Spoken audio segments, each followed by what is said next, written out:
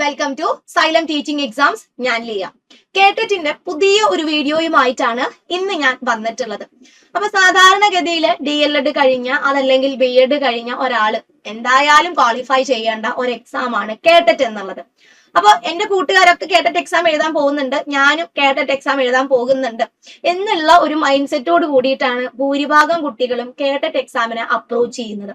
ഞങ്ങൾ എന്താണ് പഠിക്കേണ്ടത്, ഞങ്ങളുടെ സിലബസ് എന്താണ്, അതിന്റെ മാർക്ക് ഡിസ്ട്രിബ്യൂഷൻ എങ്ങനെയാണ് പോകുന്നത്, അതുപോലെ തന്നെ ഇപ്പോ നമ്മൾ ലാംഗ്വേജ് എങ്ങനെയാണ് ചൂസ് ചെയ്യേണ്ടത്, നമ്മുടെ സബ്ജക്ട് എങ്ങനെയാണ് ചൂസ് ചെയ്യേണ്ടത്, ആർക്കൊക്കെയാണ് കാറ്റഗറി 1 എഴുതാൻ പറ്റുന്നത്, കാറ്റഗറി 2 എഴുതാൻ പറ്റുന്നത് ആർക്കൊക്കെയാണ്, 3 എഴുതാൻ പറ്റുന്നത് ആർക്കൊക്കെയാണ്, എന്താണ് ഇവ തമ്മിലുള്ള വ്യത്യാസം, ഇങ്ങനെ ബേസിക് ആയിട്ട് അറിയേണ്ട ചില കാര്യങ്ങളുണ്ട് അല്ലെ. നമ്മളൊരു എക്സാം എഴുതാൻ പോകുമ്പോൾ ആ എക്സാമിനെ കുറിച്ചിട്ട് അറിഞ്ഞിരിക്കേണ്ട ചില കാര്യങ്ങളുണ്ട് അല്ലെ. അപ്പൊ അതറിയുക എന്നുള്ളത് നമ്മുടെ ഉത്തരവാദിത്വമാണ്. അപ്പൊ അങ്ങനെ കേട്ടറ്റിനെ കുറിച്ചിട്ടുള്ള കുറച്ച് ബേസിക് ഇൻഫർമേഷൻസ് ആണ് ഈ ഒരു വീഡിയോയിൽ കൂടെ ഷെയർ ചെയ്യാനായിട്ട് ഞാൻ ഉദ്ദേശിക്കുന്നത്. അപ്പൊ സാധാരണഗതിയിൽ നമ്മൾ എന്ത് ചെയ്യും, ആദ്യത്തെ ഒരു അറ്റംപ്റ്റ് എന്നുള്ള നിലയ്ക്ക് നമ്മൾ ഒറ്റയ്ക്കായിരിക്കും ഈ ഒരു എക്സാമിനെ അപ്രോച്ച് ചെയ്യുന്നത്. നമ്മൾ ചിലപ്പോൾ സൈറ്റിലൊക്കെ കയറി എന്ത് ചെയ്യും, സിലബസ് എടുക്കും. സിലബസ് എടുത്ത് നോക്കുമ്പോൾ അത്യാവശ്യം വലിയ ഒരു സിലബസ് ആണ് നമ്മുടെ മുന്നിൽ ഉണ്ടായിരിക്കാം. അത് നമ്മൾ വിചാരിക്കും നമ്മൾ പഠിച്ച കാര്യങ്ങളൊക്കെ തന്നെയല്ലേ നമുക്ക് സാധിക്കും എന്നുള്ളത്. അങ്ങനെ നമ്മൾ അവിടെ നിന്ന് ഇവിടെ നിന്നൊക്കെ കുറെ കാര്യങ്ങളൊക്കെ വലിച്ചു വാരി പഠിച്ചു വെക്കും. അതിൽ ഇമ്പോർട്ടന്റ് ആയിട്ടുള്ള ഏരിയ ഏതാണ് ഇതൊന്നും നമുക്ക് അറിയില്ല. അങ്ങനെ നമ്മൾ എന്തൊക്കെയോ പഠിച്ച് എക്സാം അറ്റൻഡ് ചെയ്യും. റിസൾട്ട് വരുമ്പോൾ ചിലപ്പോൾ അവിടെ എന്താണ് 2 or 3 മാർക്കിന് ചിലപ്പോൾ നമ്മൾ ഫെയിൽ ആയിട്ട് പോകും. അപ്പൊ ഒരിക്കലും നിങ്ങൾ എന്ത് ചെയ്യരുത്, സിലബസിനെ കൃത്യമായ രീതിയിൽ മനസ്സിലാക്കാതെ എക്സാം അറ്റൻഡ് ചെയ്യരുത്. അപ്പൊ ആദ്യമായിട്ട് എക്സാം എഴുതുന്ന കുട്ടികൾ ഉണ്ടായിരിക്കും, കഴിഞ്ഞ തവണ എക്സാം എഴുതി ഡിസ്ക്വാളിഫൈ ആയിട്ടുള്ള കുട്ടികളും ഈ വരാൻ പോകുന്ന ഒരു എക്സാമിന് വേണ്ടി പ്രിപ്പയർ ചെയ്യുന്നവരുണ്ടായിരിക്കും. അപ്പോ നിങ്ങൾക്ക് ഒറ്റയ്ക്ക് സാധിക്കുന്നില്ലെങ്കിൽ ടീം സൈലം കേട്ടറ്റ് കോഴ്സുകൾ പ്രൊവൈഡ് ചെയ്യുന്നുണ്ട്. കാറ്റഗറി 1നും കാറ്റഗറി 2ക്കും കാറ്റഗറി 3ക്കുമാണ് നമ്മൾ കോഴ്സുകൾ പ്രൊവൈഡ് ചെയ്യുന്നത്. കാറ്റഗറി 1ന് 1499 രൂപയും കാറ്റഗറി 2ന് 1999 രൂപയുമാണ് നമ്മൾ ഫീ ആയിട്ട് കൊടുക്കുന്നത്. അപ്പോ നിങ്ങൾ കൃത്യമായിട്ട് പഠിക്കാൻ റെഡി ആണെങ്കിൽ ടീം സൈലം ഇവിടെ ഫുൾ സെറ്റ് ആണ്. അതായത് നമ്മുടെ ക്ലാസ്സുകൾ 8ാം തീയതി മുതൽ ആരംഭിച്ചിട്ടുണ്ട്. പക്ഷേ നിങ്ങൾ ഒട്ടും വൈകിട്ടില്ല. നിങ്ങൾക്ക് കൃത്യമായിട്ട് കഴിഞ്ഞു പോയിട്ടുള്ള ക്ലാസ്സുകളുടെ റെക്കോർഡഡ് വേർഷൻ നിങ്ങളുടെ ആപ്പിൽ തന്നെ അവൈലബിൾ ആയിരിക്കും. അപ്പോ ഇവിടെ നമ്മുടെ സിലബസ് അനുസരിച്ചിട്ടുള്ള ക്ലാസ്സുകൾ നമ്മൾ കൊടുക്കുന്നുണ്ട്. അതിനോടൊപ്പം തന്നെ നിങ്ങൾ ആപ്പിൽ കണ്ടിട്ടുള്ള റെക്കോർഡഡ് ക്ലാസ്സിന്റെ ഒരു ലൈവ് സെഷൻസും നിങ്ങൾക്ക് വീക്കിലി പ്രൊവൈഡ് ചെയ്യുന്നുണ്ട്. ഇനി പഠിച്ച കാര്യങ്ങളൊക്കെ ശരിയായ രീതിയിൽ കിട്ടിയിട്ടുണ്ടോ, മനസ്സിലായിട്ടുണ്ടോ എന്നറിയാൻ വേണ്ടി നമ്മൾ കൃത്യമായിട്ട് എന്ത് ചെയ്യുന്നുണ്ട്, റിവിഷൻ ടെസ്റ്റുകളും നടത്തുന്നുണ്ട്. 6 മാസം അതല്ലെങ്കിൽ നമ്മുടെ എക്സാം വരെയുമാണ് നമ്മൾ കോഴ്സുകൾ നിങ്ങൾക്ക് വേണ്ടി പ്രൊവൈഡ് ചെയ്യുന്നത്. കൃത്യമായിട്ടുള്ള സ്റ്റഡി പ്ലാൻ ഉണ്ട്, സ്റ്റഡി സ്ട്രാറ്റജി നമുക്കുണ്ട്. എങ്ങനെയാണ് അതല്ലെങ്കിൽ ഏത് ഏരിയയാണ് നമ്മൾ കൂടുതൽ ഫോക്കസ് ചെയ്യേണ്ടത്, എവിടെ നോക്കിയാണ് കൂടുതൽ ചോദ്യങ്ങൾ വരേണ്ടത്, അതല്ലെങ്കിൽ ആ ക്വസ്റ്റ്യൻസ് എങ്ങനെയാണ് നമ്മൾ വർക്ക്ഔട്ട് ചെയ്യേണ്ടത്, ഇതൊക്കെ കേന്ദ്രീകരിച്ചുകൊണ്ട് തന്നെയാണ് നമ്മൾ ക്ലാസ്സുകൾ കുട്ടികൾക്ക് വേണ്ടി പ്രൊവൈഡ് ചെയ്യുന്നത്. അപ്പൊ നല്ല രീതിയിൽ നിങ്ങൾ പഠിക്കാൻ റെഡിയാണെങ്കിൽ നമുക്ക് ഈ വരുന്ന കേട്ടിട്ട് തന്നെ നേടിയെടുക്കാനായിട്ട് സാധിക്കും. അപ്പൊ ഒരു എക്സാമിന് വേണ്ടിയിട്ട് അപ്രോച്ച് ചെയ്യുമ്പോൾ ആദ്യം നമ്മൾ എന്താ പറഞ്ഞത്, നമ്മുടെ സിലബസ് എന്താണെന്ന് അറിയണം അല്ലെ. അതിൽ തന്നെ അതിന്റെ മാർക്ക് ഡിസ്ട്രിബ്യൂഷൻ നമുക്ക് അറിയണം. അപ്പൊ നമുക്ക് അങ്ങനെയുള്ള ചില കാര്യങ്ങൾ നോക്കിയാൽ അപ്പൊ മറന്നു പോകണ്ട. എന്ത് ചെയ്യാ, നിങ്ങൾ പഠിക്കാൻ റെഡി ആണെങ്കിൽ നമ്മൾ ഹെൽപ്പ് ചെയ്യാനായിട്ട് റെഡിയാണ്. എല്ലാ ടീച്ചേഴ്സും വളരെ സിമ്പിൾ ആയിട്ട് നിങ്ങൾ ഏതൊക്കെ കാര്യങ്ങളാണ് പഠിക്കേണ്ടത്, ഏതൊക്കെയാണ് കൂടുതൽ ഫോക്കസ് ചെയ്യേണ്ടത്, ഇതൊക്കെ പറഞ്ഞു തരും. അപ്പോ ഇങ്ങോട്ടേക്ക് പോരാ, നമ്മളിവിടെ സെറ്റാണ്. അപ്പോ നമ്മൾക്ക് അറിയാം കേട്ടറ്റ് കാറ്റഗറി 1ഉം കാറ്റഗറി 2വിന്റെയും ഏകദേശം നമുക്ക് ഒരേപോലെയുള്ള കാര്യങ്ങളാണ് പഠിക്കാനായിട്ട്. ഇപ്പൊ സൈക്കോളജി എടുത്ത് നോക്കുവാണെങ്കിലും ലാംഗ്വേജിന്റെ പോർഷൻ ഒക്കെ എടുത്ത് നോക്കുവാണെങ്കിലും അവിടെ സിലബസ് ഏതാണ്ടൊക്കെ ഒരേപോലെയാണ് പോകുന്നത്. അപ്പോ കേട്ടറ്റ് എന്ന് പറയുന്നത് എന്താണ്, basically Kerala teachers eligibility test ആണ്. നമ്മൾ DLED കഴിഞ്ഞു, BEd കഴിഞ്ഞു, ഇനി നാളെ മുതൽ ഒരു സ്കൂളിലേക്ക് പഠിപ്പിക്കാൻ പോവാം എന്ന് വിചാരിച്ചു കഴിഞ്ഞാൽ ആരും നമുക്ക് അവിടെ എന്ത് ചെയ്യില്ല, ജോലി തരാനായിട്ട് ഉണ്ടാവില്ല. കാരണം അതിനു മുന്നേ നമ്മൾ ക്വാളിഫൈ ചെയ്യേണ്ട ഒരു എക്സാം ആണ് ഈ കേട്ടറ്റ് എന്ന് പറയുന്നത്.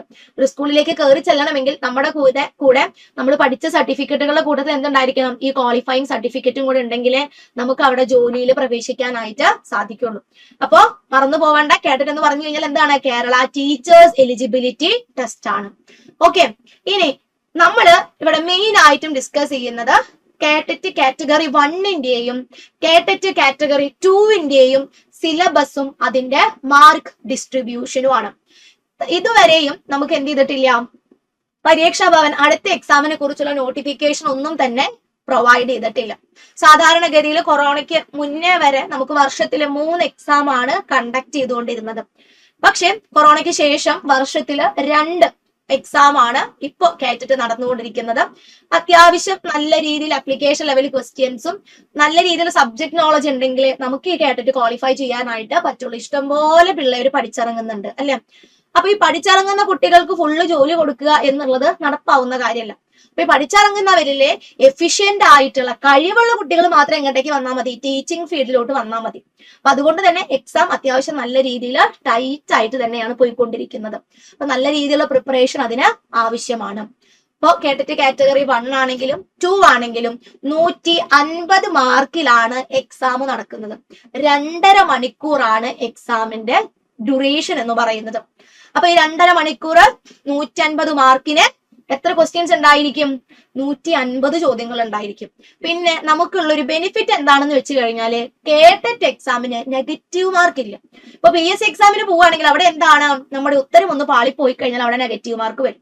പക്ഷെ കേട്ടറ്റ് എക്സാമിന് എന്തില്ല, അങ്ങനെ ഒരു നെഗറ്റീവ് മാർക്ക് ഇല്ല. കിട്ടിക്കഴിഞ്ഞാൽ ഒരു പോയിന്റ് ഒരു മാർക്ക് നമുക്ക് അവിടെ സ്കോർ ചെയ്യാനായിട്ട് പറ്റും. എല്ലാ ചോദ്യത്തിനും ഒരു മാർക്കാണ് അവിടെ കിട്ടുന്നത്.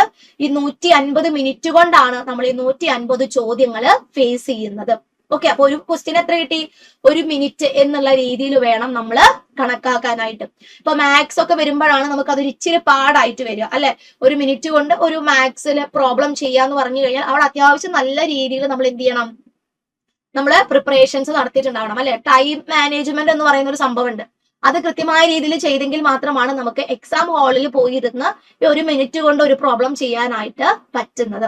ഓക്കെ, അപ്പൊ ബേസിക് ആയിട്ട് നമ്മൾ എന്താ പറഞ്ഞത്, 150 മാർക്കിലാണ് കേട്ടറ്റ് എക്സാം നടക്കുന്നത്. കാറ്റഗറി 1ഉം കാറ്റഗറി 2ഉം 150 മാർക്കിൽ തന്നെയാണ് നടക്കുന്നത്. കാറ്റഗറി 3ഉം അങ്ങനെ തന്നെയാണ് കേട്ടോ. അപ്പോ ഇവിടെ നമ്മൾ പറഞ്ഞു എത്രയാണ്, ഓരോ ചോദ്യത്തിനും ഓരോ മാർക്ക് വീതം, ഓരോ ചോദ്യത്തിനും 1 മിനിറ്റ് ആണ് നമുക്ക് കിട്ടുന്നത്. 2.5 മണിക്കൂറാണ് എക്സാം വരുന്നത്. ഇനി കേട്ടറ്റ് കാറ്റഗറി 1ന്റെ സിലബസ് എടുത്തു നോക്കുമ്പോൾ അതിലെ ആദ്യത്തെ പാർട്ടായിട്ട് കൊടുക്കുന്നത് സൈക്കോളജിയാണ്.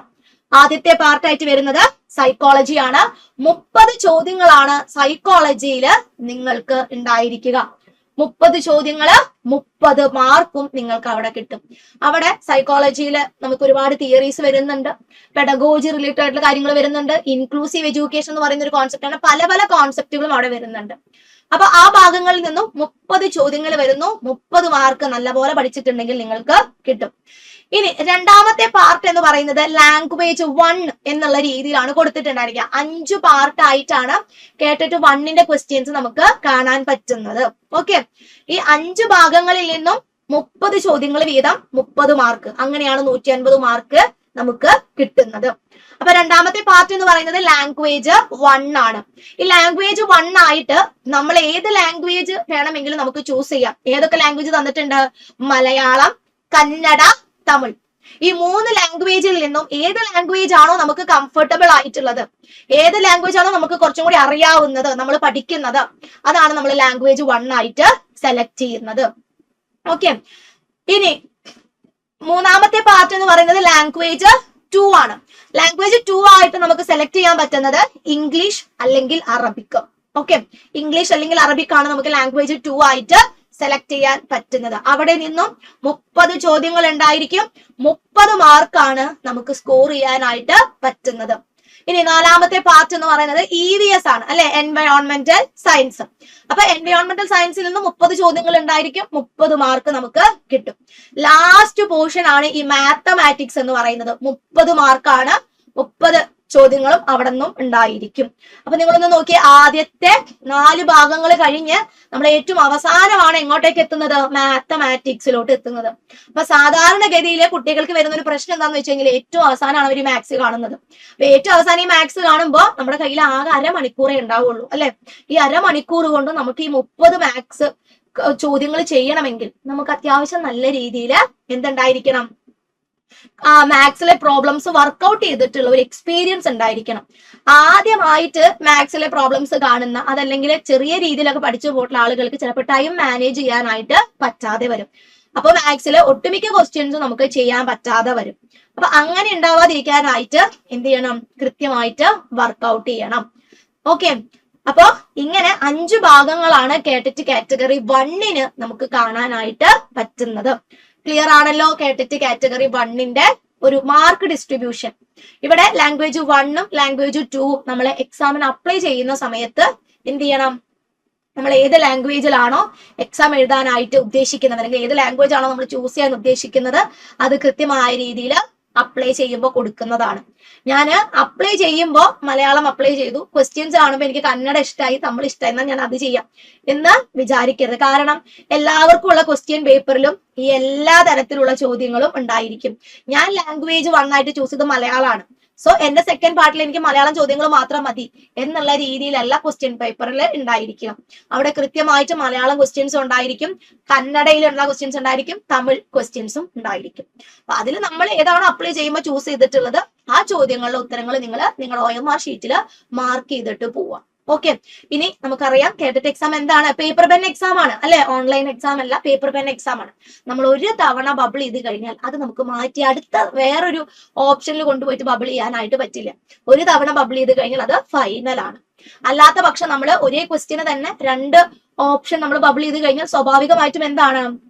ആ ക്വസ്റ്റ്യൻ ക്യാൻസൽ ചെയ്യപ്പെടും, അത് വിലയിരുത്തില്ല അവര്. അപ്പൊ അതൊക്കെ കൃത്യമായ രീതിയിൽ നിങ്ങൾ ശ്രദ്ധിക്കുക. ഇനി നമുക്ക് കേട്ടറ്റ് കാറ്റഗറി 2 ഒരു മാർക്ക് ഡിസ്ട്രിബ്യൂഷൻ എങ്ങനെയാണ് വരുന്നത് എന്ന് നോക്കാം. ഇപ്പൊ കേട്ടറ്റ് കാറ്റഗറി 1 നമുക്കറിയാം എന്താണ്? ലോവർ പ്രൈമറി ലെവലിലേക്ക് പഠിപ്പിക്കാനായിട്ടുള്ള ഒരു ക്വാളിഫിക്കേഷൻ ആണ്. ഇനി കേട്ടറ്റ് 2 എന്ന് പറയുന്നത് എന്താണ്? അപ്പർ പ്രൈമറി ലെവലിലോട്ട് പഠിപ്പിക്കാനായിട്ടുള്ള ക്വാളിഫിക്കേഷൻ ആണ്. അപ്പൊ ഇവിടെയും നമുക്ക് ആദ്യത്തെ പാർട്ടിൽ കാണാൻ പറ്റുന്നത് സൈക്കോളജിയാണ്. 30 മാർക്ക് തന്നെയാണ് ഇവിടെയും സൈക്കോളജി നമുക്ക് കിട്ടുന്നത്. 30 ചോദ്യങ്ങൾ ഉണ്ടായിരിക്കും, 30 മാർക്കും നമുക്ക് അവിടെ ഈസി ആയിട്ട് സ്കോർ ചെയ്യാനായിട്ട് പറ്റും. ഇനി വേറൊരു കാര്യം പറയാനുള്ള എന്താണെന്ന് വെച്ച് കഴിഞ്ഞാൽ, ക്വസ്റ്റ്യൻ പേപ്പർ കിട്ടിക്കഴിഞ്ഞാൽ ഞാൻ പഠിച്ചത് ഇംഗ്ലീഷിലാണ്. ഇപ്പൊ സൈക്കോളജി ഞാൻ പഠിച്ചത് ഇംഗ്ലീഷിലാണ്, പക്ഷെ അവിടെ എന്താണ്? ഞാൻ ലാംഗ്വേജ് 1 ആയിട്ട് മലയാളമാണ് എടുത്തത്. അതുകൊണ്ട് എന്റെ എല്ലാ ക്വസ്റ്റ്യൻസും മലയാളത്തിലാവും എന്നുള്ള ടെൻഷൻ ഒന്നും വേണ്ട. ഒരു സൈഡിൽ മലയാളം ക്വസ്റ്റ്യൻസും ഉണ്ടായിരിക്കും, തൊട്ടപ്പുറത്തെ സൈഡിൽ തന്നെ അതിന്റെ ഇംഗ്ലീഷ് ക്വസ്റ്റ്യൻസും ഉണ്ടായിരിക്കും. അപ്പൊ നിങ്ങൾക്ക് കംഫർട്ടബിൾ ആയിട്ടുള്ള മീഡിയത്തിൽ, ഇംഗ്ലീഷിലാണെങ്കിൽ ഇംഗ്ലീഷിൽ, മലയാളത്തിലാണെങ്കിൽ മലയാളത്തിൽ, ഏത് മീഡിയം ആണോ നിങ്ങൾക്ക് കംഫർട്ട് ആയിട്ട് വരുന്നത് ആ ലാംഗ്വേജിൽ നിങ്ങൾ പഠിക്കുക, ക്വസ്റ്റ്യൻസ് നോക്കുക, കൃത്യമായിട്ട് ഉത്തരത്തിലേക്ക് എത്തുക. ഓക്കെ, അപ്പൊ ആദ്യത്തെ പാർട്ട് എന്ന് പറയുന്നത് സൈക്കോളജി തന്നെയാണെന്ന് പറഞ്ഞു. ഇനി രണ്ടാമത്തെ പാർട്ട് എന്ന് പറയുന്നത് ഇവിടെ ലാംഗ്വേജ് 1 ആണ്. ഓക്കെ, കാറ്റഗറി 2 സെക്കൻഡ് പാർട്ട് എന്താണ്? ലാംഗ്വേജ് 1 തന്നെയാണ്. ഇവിടെയും നമ്മൾ എന്ത് ചെയ്യണം? ഏതെങ്കിലും ഒരു ലാംഗ്വേജ് നമ്മൾ ചൂസ് ചെയ്യണം. ഈ ചൂസിങ് നടക്കുന്നത് എപ്പോഴാണ്? നമ്മൾ എക്സാമിന് അപ്ലൈ ചെയ്യുമല്ലോ. അപ്ലൈ ചെയ്യുമ്പോഴാണ് നമ്മൾ ലാംഗ്വേജ് 1 ആയിട്ട് ഇന്നത് സെലക്ട് ചെയ്യുന്നു എന്നുള്ളത് നമ്മൾ അപ്ലൈ ചെയ്യുമ്പോൾ കൊടുത്തിട്ടുണ്ടായിരിക്കും. നമുക്കിവിടെ ചൂസ് ചെയ്യാൻ പറ്റുന്ന ലാംഗ്വേജസ് ഏതൊക്കെയാണ്? മലയാളം, ഇംഗ്ലീഷ്, തമിഴ്, കന്നഡ. ഓക്കെ, ഈ 4 ലാംഗ്വേജിൽ നിന്നും ഏതെങ്കിലും ഒരെണ്ണം നമുക്ക് ലാംഗ്വേജ് 1 ആയിട്ട് ചൂസ് ചെയ്യാം. 30 മാർക്കിനുള്ള ചോദ്യങ്ങളാണ് ലാംഗ്വേജ് 1 നിന്നും നമുക്ക് കിട്ടുന്നത്. ഈ പറഞ്ഞതുപോലെ തന്നെ അവിടെ മലയാളം ചോദ്യങ്ങൾ ഉണ്ടായിരിക്കും, ഇംഗ്ലീഷ് ചോദ്യങ്ങൾ ഉണ്ടായിരിക്കും, തമിഴ് ഉണ്ടായിരിക്കും, കന്നഡ ഉണ്ടായിരിക്കും. നമ്മൾ ഏതാണോ അപ്ലൈ ചെയ്യുമ്പോൾ കൊടുത്തിട്ടുള്ളത് ആ ലാംഗ്വേജിലെ ചോദ്യങ്ങൾ നിങ്ങൾ വായിക്കുക, അതിന്റെ ഉത്തരങ്ങൾ മാത്രം നിങ്ങൾ എവിടെ കൊണ്ടുപോയി കൊടുത്താൽ മതി? OMR ഷീറ്റിൽ കൊടുത്താൽ മതി. ഓക്കെ, അപ്പൊ ഇതുവരെ നമുക്ക് അപ്ലൈ ചെയ്യേണ്ട ഡേറ്റ് വന്നിട്ടില്ല. അതുകൊണ്ട് തന്നെ നിങ്ങൾക്ക് കൃത്യമായിട്ട് അപ്ലൈ ചെയ്യാനായിട്ടുള്ള ഒരു ഹെൽപ്പും കൂടെയാണ് ഇവിടെ തരുന്നത്. ഇനി ലാംഗ്വേജ് 2 ആയിട്ട് നമുക്ക് മലയാളം, ഇംഗ്ലീഷ്, ഹിന്ദി, അറബിക്, ഉറുദു, സാൻസ്ക്രിറ്റ്, ഇതിൽ ഏതെങ്കിലും ഒരു ലാംഗ്വേജ് 2 ആയിട്ട് നമുക്ക് സെലക്ട് ചെയ്യാം. ഇവിടെ നിന്നും 30 മാർക്കിനുള്ള ചോദ്യങ്ങളാണ് നമുക്ക് വരാറുള്ളത്. അപ്പൊ ചില കുട്ടികൾ എന്ത് ചെയ്യും? ലാംഗ്വേജ് 1 ആയിട്ട് മലയാളം സെലക്ട് ചെയ്തു. ഇനി ലാംഗ്വേജ് 2 ആയിട്ട് നമുക്ക് ഓപ്ഷനിൽ എന്ത് കിടപ്പുണ്ട്? മലയാളം കിടപ്പുണ്ട്. പക്ഷെ നമുക്ക് എന്ത് ചെയ്യാൻ പറ്റില്ല? മലയാളം സെലക്ട് ചെയ്യാനായിട്ട് പറ്റില്ല. ഫസ്റ്റ് ലാംഗ്വേജ് മലയാളം ആണെങ്കിൽ സെക്കൻഡ് ലാംഗ്വേജ് ആയിട്ട് പിന്നെ നമുക്ക് അതേ ലാംഗ്വേജ് സെലക്ട് ചെയ്യാൻ പറ്റില്ല, വേറെ ഏതെങ്കിലും നമ്മൾ സെലക്ട് ചെയ്യണം. ചില കുട്ടികൾക്ക് ഇംഗ്ലീഷ് മീഡിയം പഠിച്ച കുട്ടികളൊക്കെ ആണെങ്കിൽ അവർ ലാംഗ്വേജ് 1 ആയിട്ട് എന്ത് ചെയ്യും? ഇംഗ്ലീഷ് സെലക്ട് ചെയ്യും. ലാംഗ്വേജ് 2 ആയിട്ടും എന്ത് കിടപ്പുണ്ട്? ഇംഗ്ലീഷ് കിടപ്പുണ്ട് ഓപ്ഷനിൽ. വീണ്ടും എനിക്ക് ഇംഗ്ലീഷ് സെലക്ട് ചെയ്യാനായിട്ട് പറ്റില്ല. ഓക്കെ, രണ്ടും സെയിം ലാംഗ്വേജ് സെലക്ട് ചെയ്യാനായിട്ട് നിങ്ങൾക്ക് സാധിക്കില്ല. ഓക്കെ, അപ്പോ ഫസ്റ്റ് ലാംഗ്വേജ് ആയിട്ട് നിങ്ങൾ മലയാളം സെലക്ട് ചെയ്തു, സെക്കൻഡ് ലാംഗ്വേജ് ആയിട്ട് നിങ്ങൾ ഇംഗ്ലീഷോ ഹിന്ദിയോ അറബിക്കോ ഉറുദുവോ നിങ്ങൾ സെലക്ട് ചെയ്യേണ്ടതായിട്ട് വരും. ഈ സെലക്ഷൻ കൊടുക്കുന്നത് പിന്നെയും പറയുകയാണ്, അപ്ലൈ ചെയ്യുന്ന സമയത്താണ് കൊടുക്കുന്നത്. ഇനി ഇതിന്റെ 4ാമത്തെ ഒരു പാർട്ട് എന്ന് പറയുന്നത് നമ്മുടെ സബ്ജക്റ്റുമായി ബന്ധപ്പെട്ട് വരുന്നതാണ്. നമ്മൾക്കിപ്പോ ഏത് സബ്ജക്ട്, ഇപ്പൊ സോഷ്യൽ സയൻസ് സ്ട്രീമിലുള്ള ക്വസ്റ്റ്യൻസ് ആണോ നമ്മൾ ചെയ്യുന്നത്, അതല്ലെങ്കിൽ അതാണോ നമ്മൾ പഠിച്ചിട്ടുള്ളത്, ഇനി അതല്ലെങ്കിൽ സയൻസ് ആൻഡ് മാത്തമാറ്റിക്സ് ആണോ നമ്മൾ ചൂസ് ചെയ്യുന്നത്, ഈ ചൂസിങ് നടക്കുന്നത് എക്സാം ഹാളില് പോയിരുന്നിട്ടാണ്. ഓക്കെ, അവിടെ ക്വസ്റ്റ്യൻ പേപ്പറിൽ എന്തുണ്ടായിരിക്കും, സോഷ്യൽ സയൻസിന്റെ ക്വസ്റ്റ്യൻസ് ഉണ്ടായിരിക്കും, സയൻസ് ആൻഡ് മാത്തമാറ്റിക്സിന്റെ ഭാഗത്തു നിന്നുള്ള ചോദ്യങ്ങളും ഉണ്ടായിരിക്കും. ഞാന് സോഷ്യൽ സയൻസ് സ്ട്രീമിൽ പെട്ടിട്ടുള്ള ക്വസ്റ്റ്യൻസ് ആണ്, അല്ലെങ്കിൽ ആ ഒരു സബ്ജക്റ്റ് ആണ് ഞാൻ പഠിച്ചിട്ടുള്ളതെങ്കിൽ നമ്മൾ എന്ത് ചെയ്യുക, OMR ഷീറ്റില് സോഷ്യൽ സയൻസ് എന്ന് കൊടുത്തിട്ടുള്ള ഭാഗത്ത് ബബിൾ ചെയ്യാം, അതിന്റെ ക്വസ്റ്റ്യൻസ് വായിച്ച് അതിന്റെ ഉത്തരങ്ങൾ കൊടുക്കാം. ഒരിക്കലും നമ്മൾ കാറ്റഗറി 2 എക്സാം അപ്ലൈ ചെയ്യുന്ന സമയത്ത് നമ്മൾ സോഷ്യൽ സയൻസ് ആണോ സയൻസ് ആൻഡ് മാത്തമാറ്റിക്സ് ആണോ എന്നുള്ളത് കൊടുക്കുന്നില്ല. ഓക്കെ, അത് നടക്കുന്നത് എവിടെ വെച്ചാണ്, നമ്മുടെ എക്സാം ഹാളില് ഇരുന്നിട്ടാണ്. അപ്പോൾ നമുക്കറിയാം, എക്സാം ഹാളിൽ പോയിരുന്ന് പെട്ടെന്ന് ഒരു ദിവസം നമുക്ക് സോഷ്യൽ സയൻസിലെ എക്സാം എഴുതാം എന്ന് നമ്മൾ വിചാരിക്കില്ലല്ലോ. ഓൾറെഡി നമ്മൾ ഇന്നതാണ് പഠിക്കുന്നത്, അപ്പൊ ഇന്ന കാര്യങ്ങൾ എന്നുള്ള രീതിയിൽ നമുക്ക് മൈൻഡിൽ ഉണ്ടാവും. അപ്പൊ അതെന്ത് ചെയ്യാ, കൃത്യമായിട്ട് കൊടുക്കാം. ഒരിക്കലും സോഷ്യൽ സയൻസ് പഠിച്ചു ബബിൾ ചെയ്യുമ്പോൾ ഞാൻ സയൻസ് ആൻഡ് മാത്തമാറ്റിക്സ് ബബിൾ ചെയ്ത് കഴിഞ്ഞാൽ എന്ത് ചെയ്യപ്പെടില്ല, ആ OMR ഷീറ്റ് പിന്നെ വിലയിരുത്തപ്പെടില്ല. ഓക്കെ, അപ്പൊ അത് കൃത്യമായ രീതിയിൽ ബബിൾ ചെയ്യുമ്പോൾ നിങ്ങൾ ശ്രദ്ധിക്കുക. സയൻസ് ആൻഡ് മാത്തമാറ്റിക്സ് സബ്ജക്ട് പഠിച്ചിട്ടുള്ളവര് അത് ബബിൾ ചെയ്യുക, അതിന്റെ ക്വസ്റ്റ്യൻസ് വായിച്ച് ഉത്തരങ്ങൾ ശരിയായ രീതിയിൽ കൊടുക്കുക. സോഷ്യൽ സയൻസ് ആണ് ഞാൻ പഠിക്കുന്നത്, അപ്പൊ ആ ചോദ്യങ്ങൾ വായിക്കുക, അതിന്റെ ഉത്തരങ്ങൾ കൊടുക്കുക. അപ്പോ 60 മാർക്കിനുള്ള ചോദ്യങ്ങളാണ് നമുക്ക് എവിടെ കാണാൻ പറ്റുന്നത്, നമ്മുടെ ഒരു 4ാമത്തെ പാർട്ടിൽ, അതായത് social science or science and mathematics എന്നുള്ള ഭാഗത്ത് നിന്നും 60 ചോദ്യങ്ങളാണ് വരുന്നത്. ടോട്ടൽ നമുക്ക് 150 മാർക്കിനുള്ള എക്സാം ആണ് നടക്കുന്നത്. ഇവിടെയും നമുക്ക് സമയം 2.5 മണിക്കൂറാണ് നമ്മുടെ മുന്നിലുള്ളത്. അപ്പൊ മാത്സ് ഒക്കെ ബുദ്ധിമുട്ടുള്ള കുട്ടികളാണെന്നുണ്ടെങ്കിൽ നിങ്ങൾ എന്ത് ചെയ്യാം, സോഷ്യൽ സയൻസ് പഠിക്കുക. അവിടെ മാത്സും കാര്യങ്ങളൊന്നും വരുന്നില്ല, പക്ഷെ അത്യാവശ്യം നല്ല രീതിയിൽ ഹിസ്റ്ററി, ജോഗ്രഫി, പൊളിറ്റിക്സ്, സിവിക്സ് ഇങ്ങനെയുള്ള കുറെ കാര്യങ്ങൾ വരുന്നുണ്ട്. മാത്സ് ഇല്ല എന്ന് മാത്രം. അപ്പൊ സാധാരണഗതിയിൽ കുട്ടികൾക്ക് എന്താണ്, മാത്സിനോട് ഇച്ചിരി പേടിയുണ്ടാവും. അപ്പൊ അങ്ങനെയുള്ള ആളുകൾക്ക് സോഷ്യൽ സയൻസ് ചൂസ് ചെയ്യുന്നതായിരിക്കും ഒന്നും കൂടി ബെറ്റർ ആയിട്ട് വരിക. ഓക്കെ, അപ്പൊ അത് നല്ല രീതിയിൽ നിങ്ങൾ പഠിക്കുക. എന്ത് ചെയ്യുക, മാർക്ക് എങ്ങനെയൊക്കെയാണ് വരുന്നത് എന്നുള്ള കാര്യങ്ങളും മനസ്സിലാക്കുക. ക്ലിയർ ആണല്ലോ? 5 പാർട്ട് ആയിട്ടാണ് കാറ്റഗറി 1 ക്വസ്റ്റ്യൻസ് വരുന്നത്. കാറ്റഗറി 2 വരുമ്പോൾ അത് 4 പാർട്ട് ആയിട്ട് മാറുന്നുണ്ട്. അവിടെ നമ്മൾ സ്പെസിഫിക് ആയിട്ട് ഒരു സബ്ജക്റ്റിലേക്ക് നമ്മൾ അവിടെ കോൺസെൻട്രേറ്റ് ചെയ്യുന്നുണ്ട്. അതാണ് 4ാമത്തെ പാർട്ടിൽ വരുന്നത്. 60 മാർക്കിനുള്ള ചോദ്യങ്ങൾ. ഇവിടെ ഈ 60 മാർക്കിന്റെ കൂട്ടത്തിൽ നമ്മുടെ സബ്ജക്ട് പെഡഗോജി കുറച്ച് വരുന്നുണ്ട് കേട്ടോ.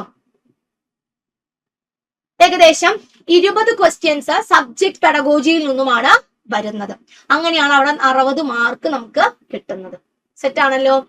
ഇനി നെക്സ്റ്റ് നമ്മൾ നോക്കുന്നത് കാറ്ററ്റ് കാറ്റഗറി 1 കാറ്റഗറി 2 സൈക്കോളജിയുടെ നമുക്ക് പഠിക്കേണ്ടതായിട്ടുള്ള കുറച്ച് സിലബസ് ആണ്. അപ്പൊ അത്യാവശ്യം വാസ്റ്റ് ആയിട്ടുള്ള വലിയ കുറച്ച് കാര്യങ്ങൾ തന്നെയാണ് നമുക്ക് സൈക്കോളജിയിൽ പഠിക്കാനുള്ളത്. അപ്പൊ അതിന്റെ മാർക്ക് ഡിസ്ട്രിബ്യൂഷൻ, അതിൽ ഏതൊക്കെ കോൺസെപ്റ്റ് നിന്നാണ് കൂടുതൽ ക്വസ്റ്റ്യൻസ് വരുന്നത്, എങ്ങനെയൊക്കെയാണ് നമ്മൾ എക്സാമിന് പ്രിപ്പയർ ചെയ്യേണ്ടത് എന്നുള്ളതൊക്കെ നമുക്ക് ജസ്റ്റ് ഒന്ന് നോക്കാം. സാധാരണഗതിയിലെ കാറ്ററ്റ് കാറ്റഗറി 1 കാറ്റഗറി 2 ഒരേപോലെയുള്ള കോൺസെപ്റ്റുകളാണ് സൈക്കോളജിയുടെ ഭാഗത്തു നിന്നും വരാറുള്ളത്. ഇപ്പൊ ഒരുപാട് കുട്ടികൾ കാറ്ററ്റ് കാറ്റഗറി 1 കാറ്ററ്റ് കാറ്റഗറി 2 ഒന്നിച്ച് എഴുതുന്നുണ്ടായിരിക്കും. അപ്പൊ അവരൊക്കെ ആണെങ്കിലും പഠിക്കുമ്പോൾ എങ്ങനെയാണ്, കോമൺ ആയിട്ടുള്ള കാര്യങ്ങളാണ് പഠിച്ചു പോകുന്നത്. അപ്പൊ നമുക്ക് ആ സിലബസ് ഒന്ന് നോക്കിയാലോ. സൈക്കോളജിയുടെ സിലബസ് ആണ് നമ്മൾ നെക്സ്റ്റ് നോക്കാനായിട്ട് പോകുന്നത്. ചൈൽഡ് ഡെവലപ്മെന്റ് ആൻഡ് പെഡഗോജി എന്നാണ് നമ്മുടെ സിലബസ്, സൈക്കോളജിയുടെ സിലബസ് കൊടുത്തിട്ടുള്ളത്. 30 ചോദ്യങ്ങളാണ് സൈക്കോളജി എന്ന് വരുന്നത് നമ്മൾ പറഞ്ഞു അല്ലെ. ഇതിലെ ആദ്യത്തെ ഒരു സെഷൻ എന്ന് പറയുന്നത് ചൈൽഡ് ഡെവലപ്മെന്റ് ആൻഡ് ലേണിംഗ് എന്നാണ്. ഓക്കെ, ഇവിടെ കുറെ കോൺസെപ്റ്റുകൾ കൊടുത്തിട്ടുണ്ട്. ഓക്കെ, അപ്പൊ ചൈൽഡ് ഡെവലപ്മെന്റ് ആൻഡ് ലേണിംഗ് എന്ന് പറയുന്ന ഒരു ഭാഗത്ത് നിന്നും 15 ക്വസ്റ്റ്യൻസ് ആണ് വരുന്നത്. 15 ക്വസ്റ്റ്യൻസ് ഉണ്ടായിരിക്കും. 15 മാർക്കുമാണ് ഈ ഒരു ഏരിയക്ക് അവർ കൊടുത്തിട്ടുള്ളത്. ഇനി എന്തൊക്കെ കോൺസെപ്റ്റുകളാണ് നമ്മൾ ചൈൽഡ് ഡെവലപ്മെന്റ് ആൻഡ് ലേണിംഗ് എന്ന് പറയുന്ന ഒരു പോർഷനിൽ നിന്നും പഠിക്കേണ്ടത്? എന്തൊക്കെയാണ്? Methods of studying child behaviour അല്ലെ. നമ്മള് അനക്ഡോട്ടൽ റെക്കോർഡ് പഠിക്കുന്നുണ്ട്, ക്യുമുലേറ്റീവ് റെക്കോർഡ് പഠിക്കുന്നുണ്ട്, introspection method, observation method, clinical method, experimental method, ഇങ്ങനെ ഒരുപാട് മെത്തേഡ്സ്, അതുപോലെ തന്നെ ടൂൾസ്, ടെക്നിക്സ് അല്ലെ. കുട്ടികളുടെ ഭാഗത്ത് നിന്നും അവരുടെ ഇൻഫർമേഷൻസ് കളക്ട് ചെയ്യാനായിട്ടുള്ള പല ടൂൾസ് ഉണ്ട്, മെത്തേഡ്സ്, ടെക്നിക്സ് ഉണ്ട്. ഇതൊക്കെ നമ്മൾ പഠിക്കുന്നത് ഈ ഒരു ആദ്യത്തെ ഭാഗത്താണ്. പിന്നെന്താണ്? ഗ്രോത്ത് ആൻഡ് ഡെവലപ്മെന്റ് അല്ലെ. ഡെവലപ്മെന്റും ഗ്രോത്തും തമ്മിലുള്ള ഡിഫറൻസ് എന്താണ്? ഡെവലപ്മെന്റ് എന്ന് പറയുന്നത് തന്നെ നമുക്കറിയാം, ഒരാളുടെ ഒരു എൻറ്റയർ പ്രോഗ്രസീവ് ആയിട്ടുള്ള ചേഞ്ചിനെ ബേസ് ചെയ്തുകൊണ്ടാണ് നമ്മൾ ഡെവലപ്മെന്റിനെ ഡിഫൈൻ ചെയ്യുന്നത്. അതിൽ ഡൊമൈൻസ് ഓഫ് ഡെവലപ്മെന്റ് ഉണ്ട്, പല പല ആസ്പെക്ട്സ് ഓഫ് ഡെവലപ്മെന്റ് വരുന്നുണ്ട്, അതുമായി ബന്ധപ്പെട്ട് ഒരുപാട് തിയറീസ് ഉണ്ട്. ഇതൊക്കെ നമ്മൾ പഠിക്കുന്നുണ്ട്. ഇനി നെക്സ്റ്റ് നമ്മൾ നോക്കുന്നതാണ് heredity and environment on human development. Hereditary ഫാക്ടേഴ്സും എൻവയോൺമെന്റൽ ഫാക്ടേഴ്സും എന്തിനെ ഇൻഫ്ലുവൻസ് ചെയ്യുന്നുണ്ട്? ഹ്യൂമൻ ഡെവലപ്മെന്റിനെ ഇൻഫ്ലുവൻസ് ചെയ്യുന്നുണ്ട്. അപ്പൊ അത് എന്താണ് ഹെറിഡിറ്റി, അതിന്റെ ഫാക്ടേഴ്സ്, എൻവയോൺമെന്റൽ ഫാക്ടേഴ്സ് ഏതൊക്കെയാണ് നമ്മുടെ എൻവയോൺമെന്റിന്റെ കാറ്റഗറിയിൽ ഉൾപ്പെടുന്നത്, ഇങ്ങനെയുള്ള കാര്യങ്ങളൊക്കെ നമ്മൾ പഠിക്കുന്നു. പിന്നെ ലേണിംഗ് എന്ന് പറയുന്ന ഒരു കോൺസെപ്റ്റ് വലിയ നമ്മുടെ സിലബസിന്റെ ഒരു 3/4 ഭാഗം എന്ന് വേണം നമുക്ക് എന്തിനെ പറയാം, ലേണിങ്ങിനെ പറയാം. അത്രയും വാസ്റ്റ് ആയിട്ടുള്ള ഒരു ഏരിയ ആണ് ലേണിംഗ്. എന്താണ് ലേണിംഗ് കർവ്സ് വരുന്നുണ്ട്, തിയറീസ് ഓഫ് ലേണിംഗ് വരുന്നുണ്ട്, ലേണിങ്ങിനെ ഇൻഫ്ലുവൻസ് ചെയ്യുന്ന ഒരുപാട് ഫാക്ടേഴ്സ് വരുന്നുണ്ട്, അതുപോലെ തന്നെ എഫക്റ്റീവ് ആയിട്ടുള്ള ലേണിംഗ് എങ്ങനെയാണ് നടക്കുന്നത് തുടങ്ങിയിട്ടുള്ള ഒരുപാട് കാര്യങ്ങൾ നമ്മളിവിടെ പഠിക്കുന്നുണ്ട്. ഓക്കെ, കണ്ടോ, conditioning theory, insight learning theory, cognitive learning theories, അതുപോലെ തന്നെ സോഷ്യൽ കൊഗ്നിറ്റീവ് ലേണിംഗ് തിയറീസ്, ഇങ്ങനെ ഒരുപാട് തിയറീസ് നമ്മൾ പഠിക്കുന്നുണ്ട്. നെക്സ്റ്റ് നമ്മൾ നോക്കുന്നത് ഡെവലപ്മെന്റ് ആൻഡ് ലേണിംഗ്. ഇവ രണ്ടും തമ്മിലുള്ള ഒരു റിലേഷൻ എങ്ങനെയാണ് പോകുന്നത്, എന്തെങ്കിലും ഇപ്പൊ ഡെവലപ്മെന്റ് നടന്നു കഴിഞ്ഞാലാണോ ലേണിംഗ് നടക്കുന്നത്, ലേണിംഗ് നടന്നിട്ടാണോ ഡെവലപ്മെന്റ് നടക്കുന്നത്, ഇവരെങ്ങനെയാണ് റിലേറ്റ് ചെയ്തിട്ടുള്ളത് തുടങ്ങിയിട്ടുള്ള കാര്യങ്ങൾ നമ്മൾ നോക്കുന്നു. അതിനുശേഷം നമ്മൾ പിയാഷെയുടെയും കോൾബർഗിന്റെയും വൈഗോട്സ്കിയുടെയും തിയറീസ്, അവരുടെ പേഴ്സ്പെക്റ്റീവ്സ്, അവര് ഉൾപ്പെടുന്ന ആസ്പെക്ട് ഓഫ് ഡെവലപ്മെന്റ് ഏതാണ് എന്നുള്ള കാര്യങ്ങളൊക്കെ നമ്മൾ പഠിക്കുന്നു. അടുത്തതാണ് child centred and progressive education എന്ന് പറയുന്ന ഒരു കോൺസെപ്റ്റ്. അവിടെ ആക്ടിവിറ്റി ബേസ്ഡ്, അതുപോലെ തന്നെ പലതരത്തിലുള്ള methods, tutoring methods, teaching methods ഒക്കെ നമ്മൾ ഡിസ്കസ് ചെയ്യുന്നുണ്ട്. നെക്സ്റ്റ് വരുന്നതാണ് ഇന്റലിജൻസ് എന്ന് പറയുന്ന ഒരു കോൺസെപ്റ്റ്. ലേണിംഗ് പോലെ തന്നെ അത്യാവശ്യം നല്ല രീതിയിൽ ക്വസ്റ്റ്യൻസ് വരുന്ന ഒരു ഏരിയ ആണ് ഇന്റലിജൻസ് എന്ന് പറയുന്നത്. അപ്പോൾ പലതരത്തിലുള്ള തിയറീസ് ഉണ്ട് ഇന്റലിജൻസുമായി ബന്ധപ്പെട്ട് വരുന്ന തിയറീസ്. സ്പിയർമാന്റെ തിയറി വരുന്നുണ്ട്, ഗിൽഫോർഡിന്റെ തിയറി വരുന്നുണ്ട്, തേഴ്സന്റെ തിയറി വരുന്നു, ഗാർട്ട്നറുടെ മൾട്ടിപ്പിൾ ഇന്റലിജൻസ് തിയറി വരുന്നുണ്ട്, റൈമൺ കാറ്റലിന്റെ തിയറീസ് വരുന്നുണ്ട്, ഫ്ലൂയിഡ് ഇന്റലിജൻസ്, ക്രിസ്റ്റലൈസ്ഡ് ഇന്റലിജൻസ് എന്നൊക്കെ പറയുന്ന ഒരുപാട് കോൺസെപ്റ്റുകൾ നമ്മൾ പഠിക്കുന്നത് എവിടെയാണ്? തിയറീസ് ഓഫ് ഇന്റലിജൻസിന്റെ ഭാഗമായിട്ടാണ്. ഇനി നെക്സ്റ്റ് നമ്മൾ നോക്കുന്നത് ലാംഗ്വേജ് ഡെവലപ്മെന്റിനെ പറ്റി, അല്ലെ, പിയാഷെയുടെയും വൈഗോട്സ്കിയുടെയും നോം ചോംസ്കിയുടെയും ലാംഗ്വേജ് ഡെവലപ്മെന്റും അതുമായി ബന്ധപ്പെട്ട് വരുന്ന തിയറീസ് നമുക്ക് ഈ ഒരു ആദ്യത്തെ ഭാഗത്താണ് പഠിക്കാനുള്ളത്. ഇനി ജെൻഡർ എന്ന് പറയുന്ന ഒരു കോൺസെപ്റ്റ് ഉണ്ട്. അവിടെയാണ് നമ്മൾ gender roles, gender identity, gender discrimination, gender bias, gender stereo typing തുടങ്ങിയിട്ടുള്ള ഒരുപാട് കോൺസെപ്റ്റുകൾ ഡിസ്കസ് ചെയ്യുന്നത്. നെക്സ്റ്റ് വരുന്നതാണ് ഇൻഡിവിജ്വൽ ഡിഫറൻസസ്, അല്ലെ, ക്ലാസ് റൂമില് പലതരത്തിലുള്ള കുട്ടികൾ ഉണ്ടായിരിക്കും.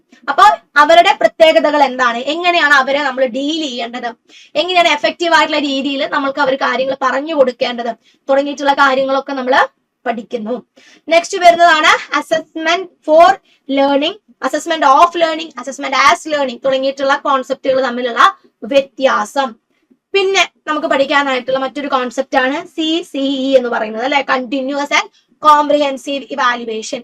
ഇന്നത്തെ കാലത്ത് നമ്മൾ ഉപയോഗിക്കുന്ന ഒരു ഇവാലുവേഷൻ മെത്തേഡാണ് കണ്ടിന്യൂസ് ആൻഡ് കോംപ്രിഹെൻസീവ് ഇവാലുവേഷൻ എന്നുള്ളത്. ഒരു കുട്ടിയുടെ സമഗ്ര വികസനം ആണ് നമ്മളിവിടെ എന്ത് ചെയ്യുന്നത്, ഇവാലുവേറ്റ് ചെയ്യുന്നത്. അതെന്താണ്? കണ്ടിന്യൂസ് ആയിട്ടുള്ള ഒരു പ്രോസസ്സാണ്, അല്ലെ, ടീച്ചിങ് ലേണിംഗ് പ്രോസസ്സിനോടൊപ്പം തന്നെ പോകുന്ന ഒരു കാര്യമാണ് ഇവാലുവേഷൻ എന്നുള്ള രീതിയിലോട്ടാണ് നമ്മൾ ഇന്ന് കണക്കാക്കുന്നത്. ഇനി നെക്സ്റ്റ് വരുന്നതാണ് ഗ്രേഡിംഗ് എന്ന് പറയുന്ന ഒരു കോൺസെപ്റ്റ്. അവിടെ നമുക്ക് പലതരത്തിലുള്ള ഗ്രേഡിംഗ്, അല്ലെ, ഗ്രേഡസ് എന്ന് പറയുന്ന ഒരു വേർഡിൽ നിന്നുമാണ് ഗ്രേഡിംഗ് എന്ന് പറയുന്ന ഒരു വേർഡ് ഉണ്ടായിട്ടുള്ളത് നമുക്കറിയാം. അപ്പോ അതുപോലെ തന്നെ എന്താണ് ഈ ഗ്രേഡിംഗ്? പലതരത്തിലുള്ള ഗ്രേഡിംഗ് ഉണ്ട്. അബ്സല്യൂട്ട് ഗ്രേഡിംഗ് വരുന്നുണ്ട്, റിലേറ്റീവ് ഗ്രേഡിംഗ്, കമ്പാരിറ്റീവ് ഗ്രേഡിംഗ് വരുന്നുണ്ട്. അപ്പൊ അങ്ങനെ പല രീതിയിലുള്ള ഗ്രേഡിങ്ങുകളെ പറ്റി പഠിക്കുന്നു. പിന്നെ പഠിക്കുന്ന ഒരു കോൺസെപ്റ്റ് ആണ് പേഴ്സണാലിറ്റി എന്നുള്ളത്. അപ്പൊ എന്താണ് ഈ പേഴ്സണാലിറ്റി ഡെവലപ്മെന്റ് എങ്ങനെയാണ് നടക്കുന്നത്, അതുമായി ബന്ധപ്പെട്ടിരുന്ന ഒരുപാട് തിയറീസും നമുക്ക് പഠിക്കാനുണ്ട്. ടൈപ്പ് അപ്രോച്ച് വരുന്നുണ്ട്, ട്രേറ്റ് അപ്രോച്ച് വരുന്നുണ്ട്, humanistic approach, psycho analytic approach, അല്ലെ, സിഗ്മണ്ട് ഫ്രോയിഡിന്റെ വളരെ ഇമ്പോർട്ടന്റ് ആയിട്ടുള്ള ഒരു അപ്രോച്ച് നമ്മൾ പഠിക്കുന്നത് പേഴ്സണാലിറ്റി എന്ന് പറയുന്ന ഒരു ടോപ്പിക്കിന്റെ ഭാഗമായിട്ടാണ്.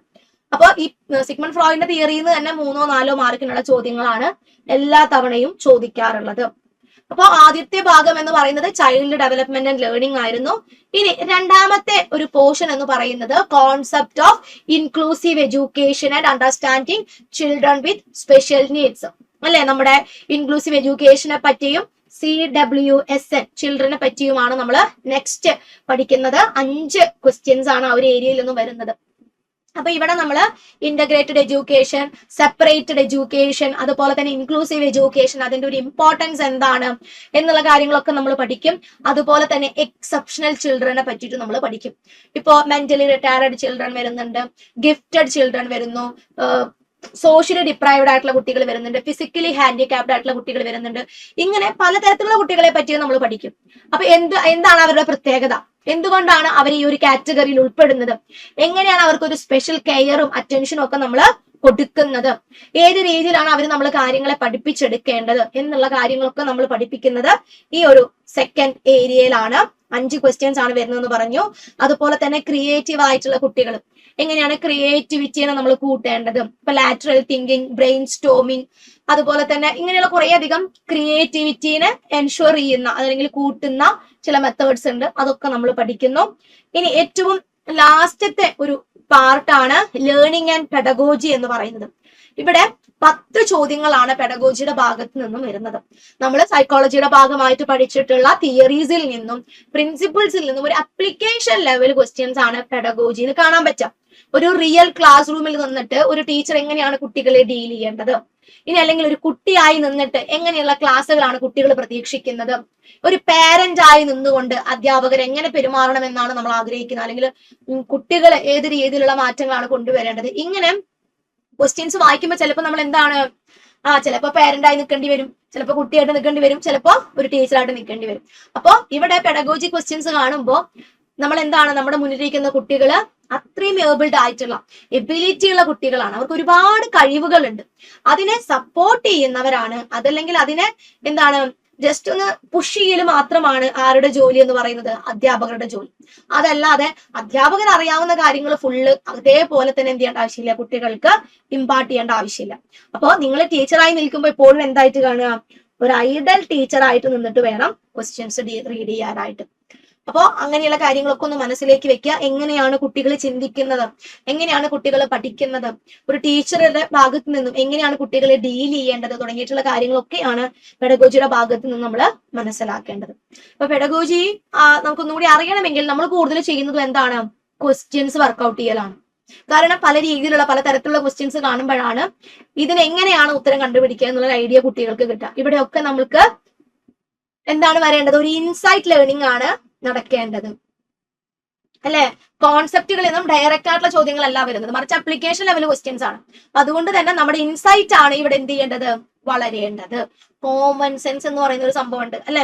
അത് വളർത്തിയെടുത്തിട്ട് വേണം ഇത്തരത്തിലുള്ള ചോദ്യങ്ങളെ നമ്മൾ ഡീൽ ചെയ്യാനായിട്ട്. Okay, process of teaching and learning വരുന്നുണ്ട്. അതേപോലെ തന്നെ ബ്ലൂംസ് ടാക്സോണമി നമ്മൾ പഠിക്കുന്നു, micro teaching skills, micro teaching, അതേപോലെ തന്നെ മോഡൽസ് ഓഫ് ടീച്ചിങ്, ഇങ്ങനെയുള്ള കുറേ കാര്യങ്ങൾ നമ്മൾ പഠിക്കുന്നുണ്ട്. പിന്നെ എയ്ഡ്സ്, അല്ലെ, പലതരത്തിലുള്ള സ്ട്രാറ്റജീസ്, മെത്തേഡ്സ്, ഇതൊക്കെ നമ്മൾ എവിടെ യൂസ് ചെയ്യാറുണ്ട്, ക്ലാസ് റൂമിൽ യൂസ് ചെയ്യാറുണ്ട്. അപ്പൊ അത്തരത്തിലുള്ള പല പല ഉപകരണങ്ങളുടെ ഒരു കാറ്റഗറൈസേഷൻ, അതൊക്കെ നമ്മൾ ഏതിന്റെ ഭാഗമായിട്ട് പഠിക്കും, പെഡഗോജിയുടെ ഭാഗമായിട്ടാണ് ഡീൽ ചെയ്യുന്നത്. അപ്പൊ ഇങ്ങനെയാണ് നമ്മുടെ കാറ്റഗറി 1ന്റെ സൈക്കോളജി സിലബസ് കൊടുത്തിട്ടുള്ളത്. ആദ്യത്തെ ഭാഗം എന്ന് പറയുന്നത് ലേണിംഗും ചൈൽഡ് ഡെവലപ്മെന്റും ആണ്. 15 മാർക്കിനുള്ള ക്വസ്റ്റ്യൻസ് വരുന്നു. രണ്ടാമതായിട്ട് നമ്മൾ കണ്ടത് ഇൻക്ലൂസീവ് എഡ്യൂക്കേഷൻ എന്ന് പറയുന്ന ഒരു കോൺസെപ്റ്റ് ആണ്, 5 മാർക്കിനുള്ള ചോദ്യങ്ങൾ. ലാസ്റ്റ് ആയിട്ട് നമ്മൾ കാണുന്നത് ലേണിംഗ് ആൻഡ് പെഡഗോജി എന്ന് പറയുന്ന ഒരു ഏരിയ ആണ്. 10 മാർക്കിനുള്ള ചോദ്യങ്ങളാണ് ഈ ഭാഗത്തു നിന്ന് വരുന്നത്. ഇനി നമുക്ക് കേട്ടറ്റ് കാറ്റഗറി 2ന്റെ സൈക്കോളജി സിലബസ് നമുക്ക് നോക്കാം. Child development and pedagogy 30 questions, 30 മാർക്കിനുള്ള 30 ചോദ്യങ്ങൾ തന്നെയാണ്. പാർട്ട് 1ൽ തന്നെയാണ് ഇവിടെയും സൈക്കോളജി ക്വസ്റ്റ്യൻസ് ഉണ്ടായിരിക്കുക. ഏതാണ്ട് ഒരേ കാര്യങ്ങൾ തന്നെയാണ് കാറ്റഗറി 1നും 2നും നമുക്ക് കാണാൻ പറ്റുന്നത്. ആദ്യത്തെ ഭാഗം എന്ന് പറയുന്നത് ചൈൽഡ് ഡെവലപ്മെന്റ് ആണ്. ഇവിടെ അപ്പർ പ്രൈമറി ലെവലിലുള്ള കുട്ടികളെയാണ് നമ്മൾ ഡീൽ ചെയ്യുന്നത്. അതുകൊണ്ട് തന്നെ ഇവിടെ എന്താണ്, കുട്ടികൾക്ക് കുറച്ചും കൂടി കാര്യവിവരം വരുന്ന ഒരു സമയമാണ്, അല്ലെ? അപ്പൊ 15 ക്വസ്റ്റ്യൻസ് ആണ് ആദ്യത്തെ ഭാഗത്ത് നിന്നായിട്ടുള്ള ചൈൽഡ് ഡെവലപ്മെന്റിന്റെ ഭാഗത്തു നിന്നും ചോദ്യം വരുന്നത്. ഇവിടെ നമ്മൾ ഈ പറഞ്ഞതുപോലെ തന്നെ ഗ്രോത്ത് ആൻഡ് ഡെവലപ്മെന്റ്, അതുപോലെ തന്നെ പ്രിൻസിപ്പിൾസ് ഓഫ് ഡെവലപ്മെന്റ് വരുന്നുണ്ട്. ഇനി നെക്സ്റ്റ് വരുന്നത് ലേണിങ്ങിനെ ഹെറിഡിറ്റിയും എൻവയോൺമെന്റും എങ്ങനെയാണ് ലേണിങ്ങിനെ ഇൻഫ്ലുവൻസ് ചെയ്യുന്നത് നമ്മൾ നോക്കുന്നു. സോഷ്യലൈസേഷൻ പ്രോസസ്സിനെ പറ്റിയും സോഷ്യലൈസേഷൻ ഏജൻസീസിനെ പറ്റിയും നമ്മൾ ആദ്യത്തെ ഒരു ഭാഗത്ത് പഠിക്കുന്നുണ്ട്. പിന്നെ നമ്മൾ കാണുന്ന ആസ്പെക്ട്സ് ഓഫ് ഡെവലപ്മെന്റ്, അതുമായി ബന്ധപ്പെട്ട് വരുന്ന കുറേയധികം ആളുകളുണ്ട് അല്ലെ. ഇപ്പൊ social development, moral development, emotional development, language development, cognitive development, ഇങ്ങനെ പലതരത്തിലുള്ള ആസ്പെക്ട്സ് ഉണ്ട്. അപ്പൊ അതുമായി ബന്ധപ്പെട്ട് വരുന്ന തിയറീസും അതിലെ ആളുകളെയും ഒക്കെ നമ്മൾ പരിചയപ്പെടുന്നു. ഇനി രണ്ടാമത്തെ ഒരു സെക്ഷൻ എന്ന് പറയുന്നത് നമ്മൾ നേരത്തെ കണ്ടതുപോലെ തന്നെ ഇൻക്ലൂസീവ് എഡ്യൂക്കേഷനെ പറ്റിയാണ്. ഇൻക്ലൂസീവ് എഡ്യൂക്കേഷൻ എന്താണ്, അതുപോലെ തന്നെ ചിൽഡ്രൻ വിത്ത് സ്പെഷ്യൽ നീഡ്സും അവർക്ക് വേണ്ടി വന്നിട്ടുള്ള ആക്ടുകൾ ഏതൊക്കെയാണ്, അങ്ങനെയുള്ള കാര്യങ്ങളിൽ നിന്നും 5 മാർക്കിനുള്ള ചോദ്യങ്ങളാണ് ചോദിച്ചു കണ്ടിട്ടുള്ളത്. ഓക്കെ, ഇവിടെ നമ്മള് എക്സെപ്ഷണൽ ചിൽഡ്രനെ പറ്റി പഠിക്കുന്നുണ്ട്. ലേണിംഗ് ഡിസബിലിറ്റി എന്നുള്ള ഒരു കോൺസെപ്റ്റിനെ പറ്റിയും നമ്മൾ പഠിക്കുന്നു അല്ലെ. എന്താണ് ലേണിംഗ് ഡിസബിലിറ്റി എന്ന് പറയുന്നത്? ലേണിംഗുമായി ബന്ധപ്പെട്ടിട്ടുള്ള ബുദ്ധിമുട്ടുകൾ. ഇപ്പോ ഡിസ്ലെക്സിയ, ഡിസ്പ്രാക്സിയ, ഡിസ്കാൽക്കുലിയ, അങ്ങനത്തെയുള്ള കാര്യങ്ങളാണ് നമ്മൾ ഇവിടെ കാണുന്നത്, ലേണിംഗ് ഡിസേബിൾഡ് ഭാഗമായിട്ട് കാണുന്നത്. ചിൽഡ്രൻ വിത്ത് സ്പെഷ്യൽ നീഡ്സ് എന്ന് പറയുമ്പോൾ അവിടെ ഗിഫ്റ്റഡ് ആയിരിക്കാം, ക്രിയേറ്റീവ് ആയിട്ടുള്ള കുട്ടികളായിരിക്കാം, അതേപോലെ തന്നെ ഫിസിക്കലി ഹാൻഡിക്യാപ്ഡ്, വിഷ്വലി ഇംപയർഡ് ആയിട്ടുള്ള അങ്ങനെയുള്ള കുട്ടികളെ പറ്റിയൊക്കെയാണ് നമ്മൾ എവിടെ പഠിക്കുന്നത്, എക്സെപ്ഷണൽ ചിൽഡ്രൻ എന്ന് പറയുന്ന ഒരു പോർഷനിൽ പഠിക്കുന്നത്. ഇനി ലാസ്റ്റത്തെ ഒരു ഏരിയയിലോട്ട് വരുമ്പോൾ അവിടെ ലേണിംഗ് ആൻഡ് പെഡഗോജി. കണ്ടോ, മൂന്നും എന്താണ്, ഇപ്പൊ കാറ്റഗറി 1 നോക്കിയതുപോലെ തന്നെയാണ് കാറ്റഗറി 2 കൊടുത്തിട്ടുള്ളത്. അപ്പൊ ഇവിടെ നമ്മൾ എന്താണ്, ടീച്ചിങ് എന്ന് പറയുന്ന ഒരു പ്രോസസ്സിനെ പറ്റിയും ലേണിംഗ് എന്ന് പറയുന്ന ഒരു പ്രോസസ്സിനെ പറ്റിയും നമ്മൾ പഠിക്കുന്നുണ്ട്. എങ്ങനെയാണ് കുട്ടികൾക്ക് കാര്യങ്ങളെ കുറിച്ച് മനസ്സിലാക്കാനായിട്ടുള്ള ഒരു അറ്റ്മോസ്ഫിയർ അല്ലെ, നോളജ് കൺസ്ട്രക്ട് ചെയ്യേണ്ടത് ആര് തന്നെയാണ്, കുട്ടികൾ തന്നെയാണ് നോളജ് കൺസ്ട്രക്ട് ചെയ്യേണ്ടത്. ആ ഒരു പ്രിൻസിപ്പിൾ തന്നെയാണ് നമ്മൾ എന്ത് ചെയ്യുന്നത്, ഇന്ന് ക്ലാസ്സുകൾ എടുക്കുന്നത്. അപ്പൊ മുന്നേ നമ്മളൊരു ബിഹേവിയറൽ മോഡലായിരുന്നു ക്ലാസ്സുകൾ എടുത്തുകൊണ്ടിരുന്നത്. ബിഹേവിയറൽ മോഡൽ എന്ന് പറയുമ്പോൾ അവിടെ എന്താണ്, എനിക്കറിയാവുന്ന കാര്യങ്ങൾ ആസ് എ ടീച്ചർ എന്നുള്ള നിലയിൽ ഞാൻ പഠിച്ചിട്ടുള്ള കാര്യങ്ങൾ, ഞാൻ മനസ്സിലാക്കിയിട്ടുള്ള കാര്യങ്ങൾ ഞാൻ എന്ത് ചെയ്യുന്നു, അതുപോലെ തന്നെ ഞാൻ പിള്ളേർക്ക് കൊടുക്കുന്നു. പിള്ളേർ എന്ത് ചെയ്യുന്നു, കണ്ണു അടച്ച് ടീച്ചർ പറയുന്ന കാര്യങ്ങൾ പഠിച്ചെടുക്കുന്നു. അവിടെ നടക്കുന്നത് ശരിയായിട്ടുള്ള രീതിയിലുള്ള ലേണിംഗ് അല്ല. അപ്പോ അതുകൊണ്ട് തന്നെ ഇപ്പൊ നമുക്ക് കൺസ്ട്രക്റ്റിവിസം ക്ലാസ് റൂമുകളാണുള്ളത്. കൺസ്ട്രക്റ്റിവിസം എന്ന് പറയുമ്പോൾ അവിടെ എന്താണ്, കുട്ടികൾക്ക് അറിവ് നിർമ്മിക്കാനായിട്ടുള്ള കഴിവുണ്ട്. ആ കഴിവിനെ എന്ത് ചെയ്താൽ മതി, ഒന്ന് പൊടി തട്ടിയെടുക്കാനായിട്ടുള്ള സിറ്റുവേഷൻസ്, അവസരങ്ങൾ ആര് പ്രൊവൈഡ് ചെയ്താൽ മതി, ടീച്ചേഴ്സ് പ്രൊവൈഡ് ചെയ്താൽ മതി. അതല്ലാതെ ഞാൻ ടീച്ചറാണ്, ഞാൻ പറയുന്നത് പോലെ മാത്രമേ നിങ്ങൾ ചെയ്താൽ മതി എന്നുള്ള മൈൻഡ് സെറ്റ് ഒക്കെ ഇപ്പോ മാറിയിട്ടുണ്ട്. ഓക്കെ, അപ്പൊ അങ്ങനെ എഫക്റ്റീവ് ആയിട്ട് എങ്ങനെയാണ് നമ്മുടെ ടീച്ചിങ് ലേണിംഗ് പ്രോസസ്സ് നടക്കേണ്ടത്. ഇപ്പോ ക്ലാസ് റൂമിൽ ബുദ്ധിമുട്ടുകൾ ഉണ്ടാക്കുന്ന ചില കുട്ടികളുണ്ടാവും. അപ്പൊ അവരെ എങ്ങനെയാണ് നമ്മൾ എഫക്റ്റീവ് ആയിട്ട് ഡീൽ ചെയ്യേണ്ടത്. ഇപ്പോ ക്ലാസ്സിലെ എല്ലാ കുട്ടികളോടും നമ്മൾ ഹോംവർക്ക് ചെയ്തു വരാൻ പറയുന്നു. അപ്പൊ ക്ലാസ്സിലെ 2-3 കുട്ടികൾ ചെയ്യാതെ വരുന്നു, അത് സ്ഥിരമായിട്ടൊരു പരിപാടിയായിട്ട് മാറുന്നു. അപ്പൊ അങ്ങനെ വരുമ്പോൾ അവരുടെ പ്രശ്നം എങ്ങനെയാണ് പരിഹരിക്കേണ്ടത്, എന്തുകൊണ്ടാണ് അവർ ഹോംവർക്ക് ചെയ്യാത്തത് എന്നുള്ളത് മനസ്സിലാക്കലാണ് ഒരു അധ്യാപികയുടെ ജോലി. അല്ലാതെ ഹോംവർക്ക് ചെയ്യാതെ വരുന്ന കുട്ടികളെ പിടിച്ച് തല്ലുക, ക്ലാസ്സിന് പുറത്ത് നിർത്തി ഇമ്പോസിഷൻ കൊടുക്കുക, ഇതൊന്നുമല്ല ശരിയായിട്ടുള്ള അധ്യാപന രീതി. അപ്പൊ അങ്ങനെയുള്ള കാര്യങ്ങളാണ് നമ്മൾ എന്താവുന്നത്, നമ്മൾ എവിടെ പഠിക്കുന്നത്, ഈ 3ാമത്തെ സെഷനിൽ അല്ലെ, ലേണിംഗ് ആൻഡ് പെഡഗോജി എന്ന് പറയുന്ന ഒരു ഭാഗത്ത് നിന്നും പഠിക്കുന്നത്. ശരിക്കും പറഞ്ഞു കഴിഞ്ഞാൽ ഒരു അപ്ലിക്കേഷൻ ലെവൽ. നമുക്കൊരു ക്ലാസ് റൂമും കുട്ടികളെയും കിട്ടിക്കഴിഞ്ഞാൽ എങ്ങനെ നമ്മൾ അവരെ നല്ല രീതിയിൽ മോൾഡ് ചെയ്ത് കൊണ്ടുവരും എന്നുള്ള ഒരു ടെസ്റ്റിംഗ് ആണ് ഇവിടെ കാണുന്നത്. ഓക്കെ, ഇവിടെ നമ്മൾ മോട്ടിവേഷനും ലേണിംഗ് എന്ന് പറയുന്ന ഒരു കോൺസെപ്റ്റ് കാണുന്നുണ്ട്. അതുപോലെ തന്നെ മോട്ടിവേഷനുമായി ബന്ധപ്പെട്ട് വരുന്ന ഒരുപാട് തിയറീസ് ഉണ്ട്. അച്ചീവ്മെന്റ് മോട്ടിവേഷൻ, കുട്ടികൾ എങ്ങനെയാണ് മോട്ടിവേഷൻ കൊണ്ടുവരേണ്ടത്, അങ്ങനെയുള്ള കാര്യങ്ങൾ നമ്മൾ പഠിക്കുന്നു. അതുപോലെ തന്നെ കൺസ്ട്രക്റ്റിവിസം നമ്മൾ പറഞ്ഞു അല്ലെ, പിയാഷെ, ബ്രൂണർ, അതുപോലെ തന്നെ നമ്മുടെ വൈഗോട്സ്കി, ഒസുബെൽ തുടങ്ങിയിട്ടുള്ള ആളുകൾ മുന്നോട്ട് വെച്ചിട്ടുള്ള കോൺസെപ്റ്റ് ആണ് കൺസ്ട്രക്റ്റിവിസം. അപ്പൊ അതിന്റെ ഒരു ഇമ്പോർട്ടൻസ്, അതെങ്ങനെയാണ് ക്ലാസ് റൂമിൽ അപ്ലൈ ചെയ്യേണ്ടത്, എങ്ങനെയാണ് കൊണ്ടുവരേണ്ടത്, കുട്ടികളെ എങ്ങനെയാണ് ആക്റ്റീവ് ലേണേഴ്സ് ആക്കി മാറ്റുന്നത്, എങ്ങനെയാണ് അവരെ പ്രോബ്ലം സോൾവേഴ്സ് ആക്കിയിട്ട് മാറ്റുന്നത് എന്നുള്ള കാര്യങ്ങളൊക്കെ നമ്മൾ മനസ്സിലാക്കുന്നു. പേഴ്സണാലിറ്റി ആൻഡ് അഡ്ജസ്റ്റ്മെന്റ് എന്ന് പറയുന്ന ഒരു കോൺസെപ്റ്റ് നമ്മൾ പഠിക്കുന്നുണ്ട് അല്ലെ, അഡ്ജസ്റ്റ്മെന്റ് മെക്കാനിസം. അപ്പൊ പേഴ്സണാലിറ്റി എന്താണ്, അതുമായി ബന്ധപ്പെട്ട് വരുന്ന തിയറീസ് ഇത് ഓൾറെഡി നമ്മൾ എവിടെ കണ്ടതാണ്, കാറ്റഗറി 1 കണ്ടതാണ്. സെയിം കാര്യങ്ങൾ തന്നെയാണ് ഇവിടെയും വരുന്നത്. ഇനി അഡ്ജസ്റ്റ്മെന്റ് മെക്കാനിസം അല്ലെ, നമുക്ക് ലൈഫിൽ എപ്പോഴും എന്താണ്, നമ്മൾ ആഗ്രഹിക്കുന്ന കാര്യങ്ങൾ മാത്രമല്ല സംഭവിക്കുക. നമ്മൾ ഒട്ടും പ്രതീക്ഷിക്കാത്ത ചില വേദനകൾ, അതല്ലെങ്കിൽ ചില പരാജയങ്ങൾ, ചില നാണക്കേടുകൾ നമുക്ക് വരും. പക്ഷെ അങ്ങനെ പരാജയം വന്നു, നാണക്കേട് വന്നു എന്ന് വിചാരിച്ച് ഞാൻ അവിടെ സ്റ്റക്ക് ചെയ്ത് നിൽക്കല്ല ചെയ്യുക, അല്ലെ? ഓരോ ഇൻഡിവിജ്വൽ എന്ത് ചെയ്യും? അതിനെ ഓവർകം ചെയ്ത് നമുക്ക് മുന്നോട്ടേക്ക് പോകണം. അപ്പൊ അതിനു വേണ്ടി നമ്മൾ എടുക്കുന്ന ചില ടെക്നിക്സ് ഉണ്ട്. അതാണ് നമ്മുടെ അഡ്ജസ്റ്റ്മെന്റ് മെക്കാനിസത്തിൽ നമ്മൾ കാണുന്നത്. ചിലപ്പോൾ നമ്മൾ ഇനി ന്യായീകരിക്കും, ചിലപ്പോൾ നമ്മുടെ പരാജയത്തിന്റെ കാരണം വേറെ ആൾക്കാരാണെന്ന് നമ്മൾ പറയും, ചിലപ്പോൾ നമ്മൾ എന്ത് ചെയ്യും? കോമ്പൻസേഷൻസ് നടത്തും, സബ്ലിമേഷൻസ്, റിപ്രഷൻ, റിഗ്രഷൻ, സപ്രഷൻ, ഇങ്ങനെ ഒരുപാട് തരത്തിലുള്ള അഡ്ജസ്റ്റ്മെന്റ് മെക്കാനിസംസ് ഇതൊക്കെ നമുക്ക് പഠിക്കണം. അതുപോലെ തന്നെ പേഴ്സണാലിറ്റിയെ കുറിച്ച് അറിയാനായിട്ടുള്ള പ്രൊജക്റ്റീവ് ടെക്നിക്സ് വരുന്നുണ്ട്, അതുപോലെ തന്നെ നോൺ പ്രൊജക്റ്റീവ് ടെക്നിക്സും വരുന്നുണ്ട്. അത് ഏതൊക്കെയാണെന്ന് പഠിക്കണം, അത് ആരൊക്കെയാണ് കൊണ്ടുവന്നിട്ടുള്ളത് എന്നുള്ള കാര്യങ്ങളുമാണ് നമ്മളിവിടെ ഡീൽ ചെയ്യുന്നത്. അപ്പോ നമ്മൾ ഈ കാറ്റഗറി 1-ന്റെയും കേട്ടിട്ട് കാറ്റഗറി 2-ന്റെയും സിലബസ് രണ്ടും സെപ്പറേറ്റ് എടുത്ത് നമ്മൾ നോക്കി, അല്ലെ? അപ്പൊ ഇതിൽ നിന്നും കോമൺ ആയിട്ട് നമുക്ക് എടുക്കാൻ പറ്റുന്ന ടോപ്പിക്സ് ഏതൊക്കെയാണെന്ന് നമുക്കൊന്ന് ജസ്റ്റ് നോക്കാം. രണ്ടു കൂട്ടർക്കും എന്തുണ്ട്? ഗ്രോത്ത് ആൻഡ് ഡെവലപ്മെന്റിനെ പറ്റി പഠിക്കാനുണ്ട്. ഇനി രണ്ടാമത്തെ എന്താണ്? Aspects of development. ഗ്രോത്ത് എന്ന് പറഞ്ഞു കഴിഞ്ഞാൽ അവിടെ എന്താണ്? നമ്മുടെ ഫിസിക്കൽ ബോഡിയിൽ വരുന്ന ചേഞ്ചസ് മാത്രമേ ഉള്ളൂ. പക്ഷെ ഡെവലപ്മെന്റ് എന്ന് പറയുമ്പോൾ അവിടെ എന്താണ്? ഒരു വ്യക്തിയുടെ എല്ലാ തരത്തിലും വന്നിട്ടുള്ള, എല്ലാ മേഖലകളിലും വന്നിട്ടുള്ള പ്രോഗ്രസീവ് ആയിട്ടുള്ള മാറ്റങ്ങളെയാണ് നമ്മൾ ഡെവലപ്മെന്റിന്റെ കാറ്റഗറിയിൽ ഉൾപ്പെടുത്തുന്നത്. അപ്പൊ mental development, മോറല്, emotional, social, intellectual, cognitive, ഇങ്ങനെ പല കാര്യങ്ങളും നമ്മൾ എവിടെ പഠിക്കും? ആസ്പെക്ട്സ് ഓഫ് ഡെവലപ്മെന്റ് എന്ന് പറയുന്ന ഒരു ഭാഗത്ത് രണ്ട് കാറ്റഗറിയിലും ഉൾപ്പെടുന്നുണ്ട്. ഇനി ഇൻക്ലൂസീവ് എഡ്യൂക്കേഷൻ എന്നുള്ളത് കോമൺ ആയിട്ട് വരുന്ന ഒരു ടോപ്പിക്കാണ്. ലേണിംഗ് എന്ന് പറയുന്ന ഒരു കാര്യവും, ഇന്റലിജൻസ്, പേഴ്സണാലിറ്റി, CWSN. എന്താണ് CWSN? Children with special needs.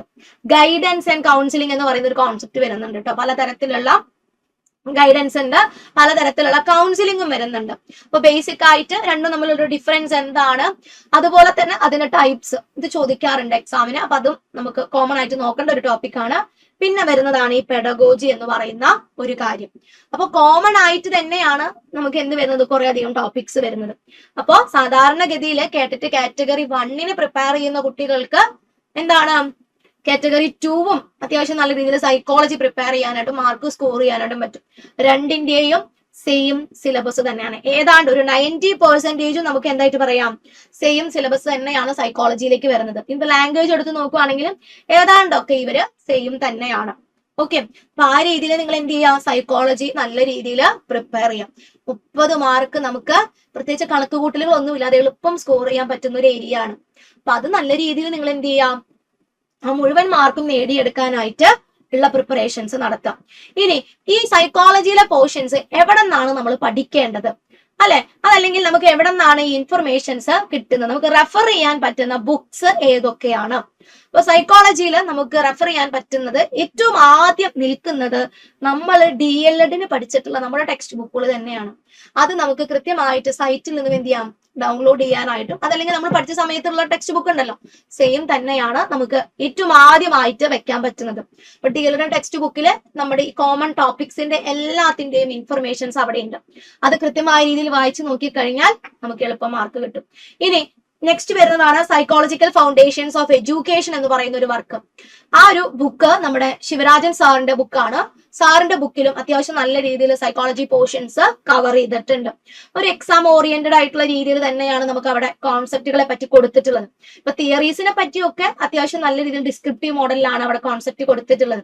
അപ്പൊ നമുക്കറിയാലോ, ജസ്റ്റ് തിയറി അത് കൊണ്ടുവന്നിട്ടുള്ള ആള് അത് മാത്രമല്ല നമുക്ക് പഠിക്കാനുള്ളത്.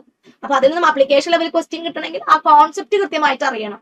അപ്പൊ അത് മനസ്സിലാക്കാനുള്ള രീതിയിലേക്ക് ശിവരാജൻ സാറിന്റെ ബുക്ക് വരുന്നുണ്ട്. നെക്സ്റ്റ് വരുന്നതാണ് സൈക്കോളജിക്കൽ ബേസസ് ഓഫ് എഡ്യൂക്കേഷൻ എന്നുള്ളത്. അത് നമ്മുടെ അർജുൻ സാറിന്റെ വർക്കാണ്. അത്യാവശ്യം നല്ല രീതിയിൽ ഡെപ്ത് ആയിട്ട് ഇൻഫർമേഷൻസ് കൊടുത്തിട്ടുള്ള ഒരു ബുക്കാണ് സൈക്കോളജിക്കൽ ബേസസ് ഓഫ് എഡ്യൂക്കേഷൻ എന്നുള്ളത്. അർജുൻ സാറിന്റെ വർക്കാണ്. ഇനി സൈക്കോളജി ഓഫ് ലേണേഴ്സ് എന്ന് പറയുന്ന ജമാലുദ്ദീൻ സാറിന്റെ ഒരു ബുക്ക് വരുന്നുണ്ട്. അതിലും അത്യാവശ്യം നല്ല രീതിയിൽ സൈക്കോളജി ടോപ്പിക്സ് നമുക്ക് റെഫർ ചെയ്യാനായിട്ട് പറ്റും.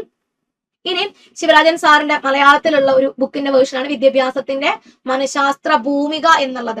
സൈക്കോളജിക്കൽ ഫൗണ്ടേഷൻസ് ഓഫ് എഡ്യൂക്കേഷന്റെ ഒരു മലയാളം ടെക്സ്റ്റ് ബുക്കാണ് വിദ്യാഭ്യാസത്തിന്റെ മനഃശാസ്ത്ര ഭൂമിക എന്നുള്ളത്. അപ്പൊ ഇത്രയും ബുക്കുകൾ റെഫർ ചെയ്ത് കഴിഞ്ഞാൽ നമുക്ക് അത്യാവശ്യം നല്ല രീതിയിൽ എന്ത് ചെയ്യാം? 30-ൽ 30 കിട്ടും. ഇനിയിപ്പോ കാറ്ററ്റ് കാറ്റഗറി 2 എഴുതുന്ന കുട്ടികൾക്ക് അവരുടെ സബ്ജക്ട് പെഡഗോജിനെ കുറിച്ചുള്ള ഒരു ഐഡിയ എവിടെ നിന്ന് കിട്ടും? സൈക്കോളജിയുടെ ഭാഗത്തു നിന്ന് കിട്ടും. കാരണം സൈക്കോളജിയിലെ തിയറീസ് അപ്ലൈ ചെയ്തിട്ടുള്ളതാണല്ലോ പെഡഗോജി എന്ന് പറയുന്നത് അല്ലെ? എങ്ങനെയാണ് നമ്മൾ ക്ലാസ് റൂമിനെ ഡീൽ ചെയ്യേണ്ടത് എന്നുള്ളത്. അപ്പോ ഇങ്ങനെയാണ് നമ്മുടെ റെഫറൻസിങ് ഏരിയ പോകുന്നത്. സാധാരണഗതിയിൽ കുട്ടികൾ ചോദിക്കുന്ന ഒരു കാര്യമാണ് ഏതൊക്കെ ബുക്കിൽ നിന്നാണ് നമ്മൾ പഠിക്കേണ്ടത് എന്നുള്ളത്. ഇനി ഇത് കൂടാതെ ഒരുപാട് ഗൈഡുകളും കാര്യങ്ങളും ഒക്കെ ഉണ്ട്. ഗൈഡുകളിലേക്ക് നിങ്ങൾ കടക്കുന്നതിന് മുന്നേ എന്ത് ചെയ്യാം? കോൺസെപ്റ്റുകൾ നല്ല പോലെ ഒന്ന് മനസ്സിലാക്കുക. കാരണം ഇവിടെ മാർക്ക് സ്കോർ ചെയ്യുക എന്നതിനേക്കാൾ കൂടുതലായിട്ട് നാളെ നിങ്ങൾ ഒരു അധ്യാപകരായി ക്ലാസ് റൂമിലേക്ക് പോകുമ്പോൾ അവിടെ കുട്ടികളെ നമുക്ക് നല്ല രീതിയിൽ ഹാൻഡിൽ ചെയ്യാൻ പറ്റണമെങ്കിൽ ഈ തിയറീസും കാര്യങ്ങളൊക്കെ നമുക്ക് അറിയണം അല്ലെ? എല്ലാ കുട്ടികളും എഴുന്നേറ്റ് നിൽക്കാൻ പറയുമ്പോൾ അതിൽ 1-2 കുട്ടികള് അവിടെ തന്നെ പറഞ്ഞത് കേൾക്കാതെ ഇരിക്കുന്നുണ്ടെങ്കിൽ ആ കുട്ടികൾക്ക് എന്തോ ഒരു പ്രശ്നമുണ്ട്. ആ പ്രശ്നം എന്താണെന്ന് മനസ്സിലാക്കാതെ നമ്മൾ അവരെ വെറുതെ ശിക്ഷിച്ചുകൊണ്ടിരുന്നു കഴിഞ്ഞാല് ഒരിക്കലും അവിടെ എന്താകില്ല, നല്ല രീതിയിലുള്ള ലേണിംഗ് നടക്കില്ല. അപ്പോ ആ പ്രായത്തിലുള്ള കുട്ടികൾ, ഇപ്പൊ അഡോളസെന്റ് സൈക്കോളജി ഒക്കെ നമ്മൾ പഠിക്കുന്നുണ്ട്, അല്ലെങ്കിൽ ഇപ്പൊ ചെറിയ കുട്ടികളുടെ സൈക്കോളജി, അവർ ഇമോഷണൽ ഡെവലപ്മെന്റ് ഒക്കെ പഠിക്കുന്ന സമയത്ത് ചില കുട്ടികൾ എന്ത് ചെയ്യും? എല്ലാ കുട്ടികൾക്കും ഒരേ റേറ്റിലല്ല ഡെവലപ്മെന്റ് നടക്കുന്നത്, അതിന് ഡിഫറെന്റ് റേറ്റിലാണ് നടക്കുന്നത്. അപ്പൊ അതൊക്കെ മനസ്സിലാക്കി കുട്ടികളെ കുറിച്ച് മനസ്സിലാവണമെങ്കിൽ ഈ കോൺസെപ്റ്റുകൾ അറിയണം. അപ്പൊ അതിന് നിങ്ങൾ ഗൈഡുകളിലേക്ക് പോകുന്നതിന് മുന്നേ ഇത്തരത്തിലുള്ള ടെക്സ്റ്റ് ബുക്കുകൾ നിങ്ങൾക്ക് കിട്ടുകയാണെങ്കിൽ അത് നല്ല രീതിയിൽ വായിക്കുക. നമ്മൾ കോഴ്സ് പ്രൊവൈഡ് ചെയ്യുമ്പോൾ സൈക്കോളജിയിൽ നമ്മളെ ടോപ്പിക്സ് എല്ലാം തന്നെ ഇത്തരത്തിലുള്ള ബുക്കുകളിൽ നിന്നുമാണ് റെഫർ ചെയ്തിട്ടുള്ളത്. അപ്പൊ നിങ്ങൾ പഠിക്കാൻ റെഡി ആണെങ്കിൽ നമ്മൾ ഇവിടെ സെറ്റ് ആണ്. നിങ്ങൾ കൃത്യമായിട്ട് എന്ത് ചെയ്യുക? കോഴ്സിൽ ജോയിൻ ചെയ്യുക. നമ്മുടെ കോഴ്സിനെ പറ്റിയുള്ള ഡീറ്റെയിൽസും കാര്യങ്ങളും ഒക്കെ തന്നെ എന്ത് ചെയ്യും? ആ സ്ക്രീനിൽ കാണുന്ന നമ്പറിൽ നോക്കിക്കഴിഞ്ഞാൽ നിങ്ങൾക്ക് കോൺടാക്ട് ചെയ്ത് കഴിഞ്ഞാൽ അറിയാനായിട്ട് പറ്റും. അപ്പൊ നല്ല രീതിയിൽ പഠിക്കുക. അടുത്ത ഒരു കേട്ടിട്ട് തന്നെ നിങ്ങൾ എന്ത് ചെയ്യുക? മാക്സിമം ക്വാളിഫൈ ചെയ്യാനായിട്ട് നോക്കുക. എന്ത് ചെയ്യുക? എല്ലാവരും ടീച്ചറായിട്ട് എത്രയും പെട്ടെന്ന് തന്നെ സ്കൂളുകളിലേക്ക് തിരിച്ചു പോകാൻ പറ്റട്ടെ എന്ന് പ്രാർത്ഥിക്കുന്നു. അപ്പൊ അടുത്ത ഒരു വീഡിയോയില് പുതിയ ചില ടോപ്പിക്സുമായിട്ട് നമുക്ക് വീണ്ടും കാണാം. താങ്ക്